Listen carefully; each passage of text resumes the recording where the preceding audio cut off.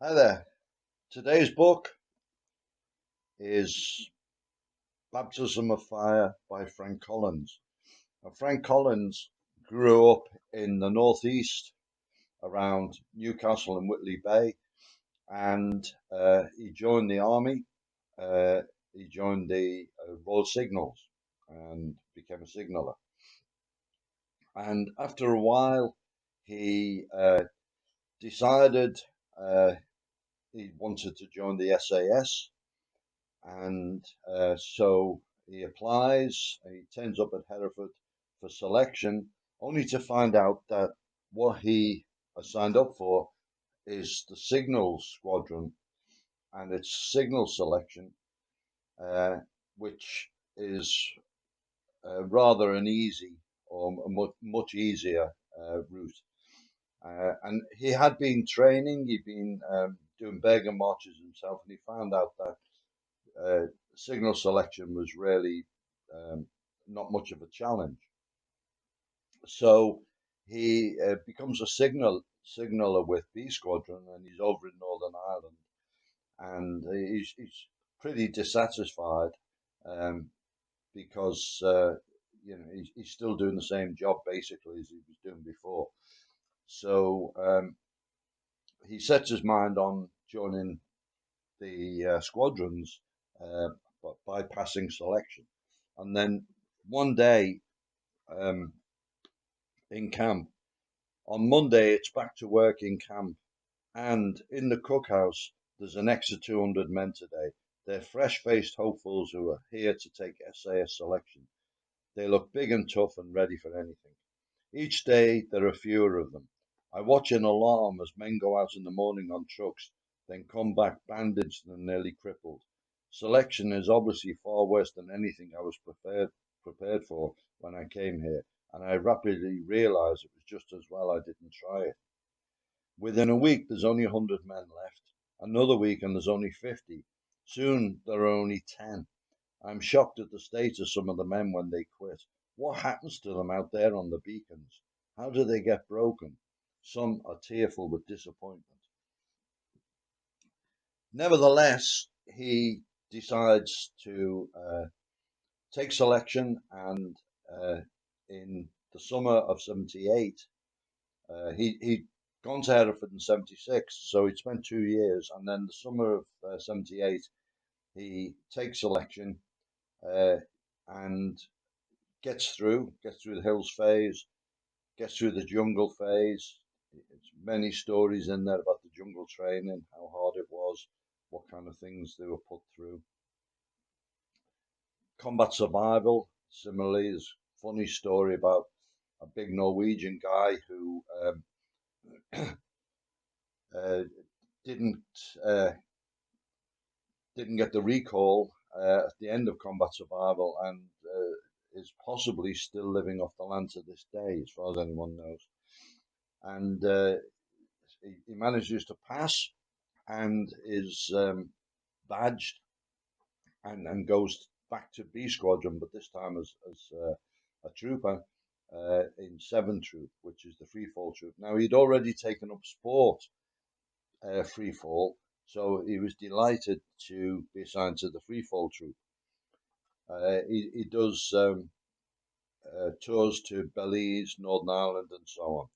And then uh, they're on the counter-terrorist role, and the embassy siege happens. And it's been described in other books I've reviewed. Um, Frank Collins took part in the embassy siege, and his particular role was on the roof. There was a well uh, leading from the roof to a lower level, and they lowered a diversionary charge, a plastic explosive, which was to initiate the whole operation.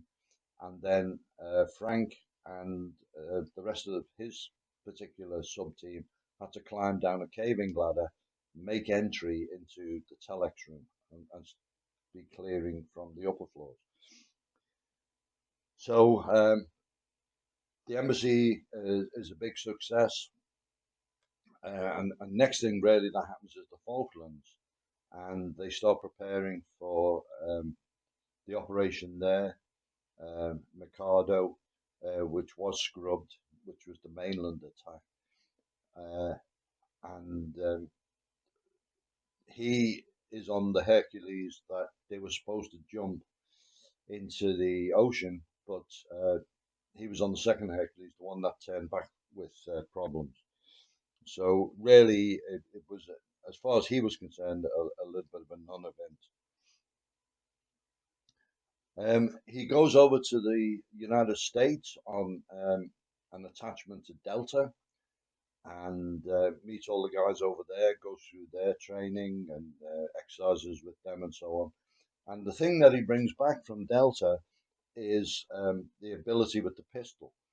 Um, Delta Force had been really emphasizing pistol training, and at the time they were using the Weaver stance, and Frank brings back the Weaver stance.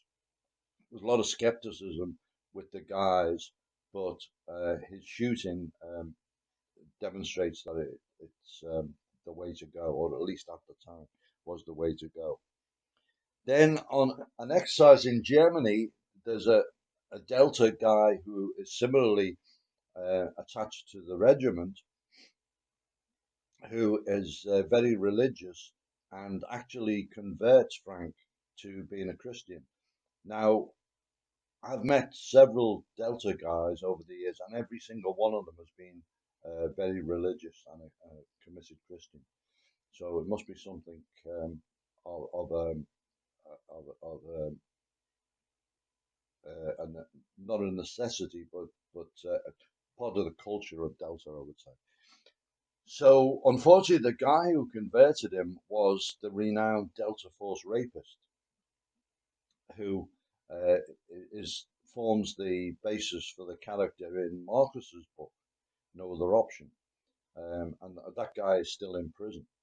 Uh, so uh, Frank gets converted. Um, they do a tour of Northern Ireland, and there's a new guy with them, Andy McNabb, who joined them in the jungle and had gone through his free fall training and was now in Northern Ireland with them. And they have a bad event in Northern Ireland where one of the guys, Al Slater, is murdered by the IRA. It's at night time in a very foggy night, and they're searching for this IRA unit, and Al gets shot in the back. Frank is elsewhere with Andy McNabb, and they race to the scene and start looking for these bad guys and trying to flush them. And actually, they did flush them to the river, and one drowned in the river. But it was such a traumatic experience for the guys. The death of Al Slater, he was popular within the troop, and it was devastating for them. So this, within a very relatively short time, Frank Collins decides to leave the forces. Initially goes on a contract to Sri Lanka, but comes back very, very quickly, realizing that it's a bad scene out there. And he goes on the circuit doing close protection. And that's where I met him. He was looking after a VIP, and he came to our operation, visiting our VIP, and he did the advance, and that's where we first met him, and then came over with the VIP, and I didn't really get to know him in any way apart from that, but he seemed a great guy, and he followed his religious leanings and became a vicar, and became actually an army padre for a while, and then a vicar in civilian life. And it's not in any kind of spoil in the book for you uh, when I tell you that he commits suicide, because it's right at the beginning of the book that there's a publisher's note.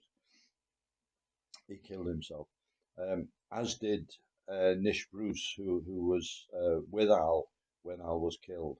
So two guys from the troop actually ended up killing themselves. Terrible tragedy. Uh, really good book.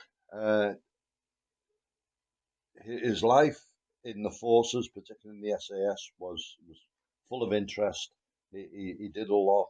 There's a lot about free fall in there, both in the sport context and the military and so on.